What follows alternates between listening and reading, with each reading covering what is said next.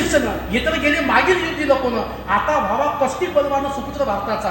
आता हा सगळा सुपुत्र नवयुवक हा बलवान झाला पाहिजे, संस्कारमय झाला पाहिजे. आणि याच न्यायानं गुरुजींनी सातत्यानं आपल्या जीवन कालखंडामध्ये आपली सगळी सेवा समर्पित केलेली आहे. शिक्षणामध्ये काम असेल, नाट्यसंस्थेमध्ये काम असेल, पत्रकारिता असेल आणि युवकांना बलवान करण्याचं काम असेल, या सगळ्या पातळ्यावरती आमच्या जाधव गुरुजींनी आपली सेवा समर्पित केलेली आहे. मी पुढे जाऊन सांगेन की शिक्षणाचा आदर्श कशासाठी.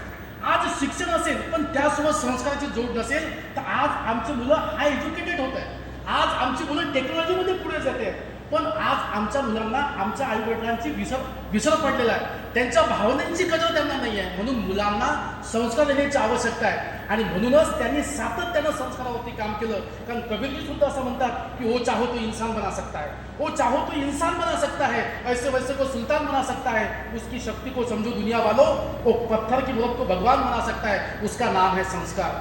आणि ही संस्काराची बीज आमच्या गुरुजींनी या पिढीमध्ये रुजवण्याचं काम केलं. त्याबद्दल आणि त्यांच्या येणाऱ्या पुढील पिढ्यांसाठी त्यांनी दिलेला हा वारसा, त्यांचं कुटुंबाचं व्यवस्था असेल, आपल्या दोन्ही मुलांना आपल्या मुलींना संस्कार देऊन एक चांगलं आदर्श कुटुंब समाजामध्ये प्रस्थापित केलं. याबद्दल मी त्यांचं कौतुक करतो, अभिनंदन करतो. आणि एवढंच सांगतो की मान्यवरांना बोलायचं आहे, भावना खूप उचलून आलेल्या आहेत, पण एवढंच सांगेल की पुढच्या काळामध्ये असे तपस्वी लोक समाजामध्ये निर्माण होणं काळाची गरज आहे. जोपर्यंत जाधव गुरुजींचा आदर्श ही पुढची पिढी घेणार नाही तोपर्यंत समाजामध्ये ज्ञानाची आणि संस्काराची मशागत होणार नाही. आणि म्हणूनच माणसाला जीवन जगण्यासाठी दोनच गोष्टी आवश्यक आहेत, चांगलं ज्ञान असलं पाहिजे आणि संस्कार असले पाहिजे. आणि या दोन्ही गोष्टींचा विलाप आदरणीय गुरुजींच्या व्यक्तिमत्वामध्ये होता.